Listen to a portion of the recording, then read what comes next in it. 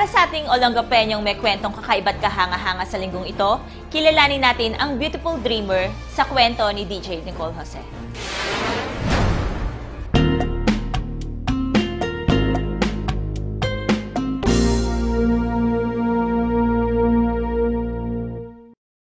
Naiiba siya sa Olongapo. Hindi kinailangan ang malaking pera upang tanghaling reyna. Ganda, talino, talento at pangarap ang binaon niya. Subalit, ang mga ito nga lang ba kaya talaga ang taglay niya? Atin pong mas kilalanin ang kauna-unahang mutya ng Olongapo. Siya ang ating The Beautiful Dreamer.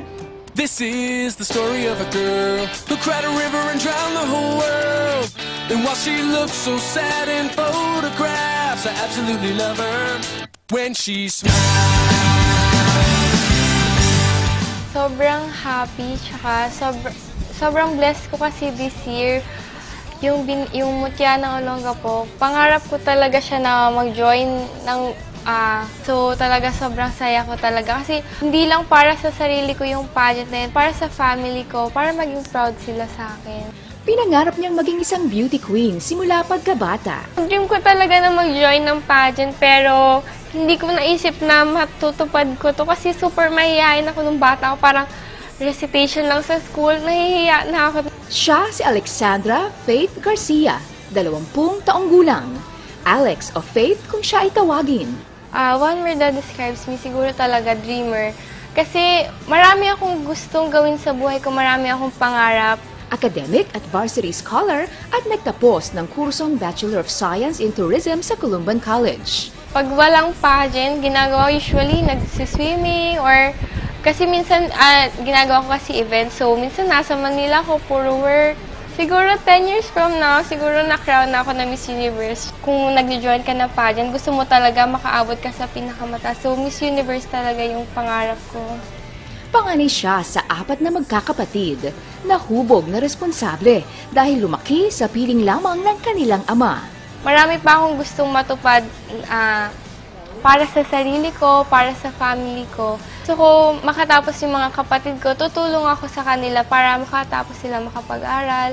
Sa daddy ko, gusto ko kasi siya mabigyan ng mapagawa yung bahay namin. Yan. Pag nakita ko na ibang tao na masaya yung family ko, masaya na din ako.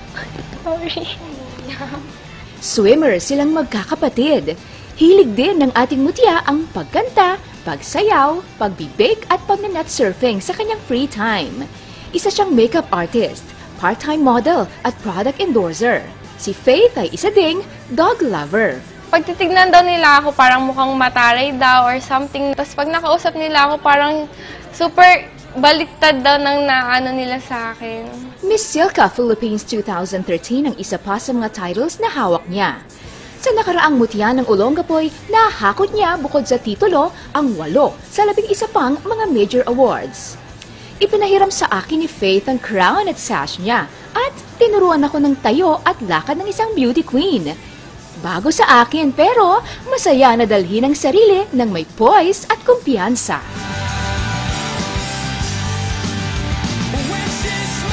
Ang masasabi ko lang sa kanila kasi kung may pangarap ka kasi, dapat gagawin mo lahat ng best mo para tuparin yung pangarap mo. Tsaka hanggat di mo yun naaabot, huwag kang titigil. Kagandahang huwaran ay ang kagandahan ng kalooban. Malasakit, pakikipagkapwa at kalinisang loob ay ang mga sukatan ng tunay na kagandahan. Para sa isa na namang Olongapeñong may kwentong kakaiba at kahanga-hanga ng Batanggapon News TV, ako po si Kathleen DJ Nicole Jose, nag-uulat.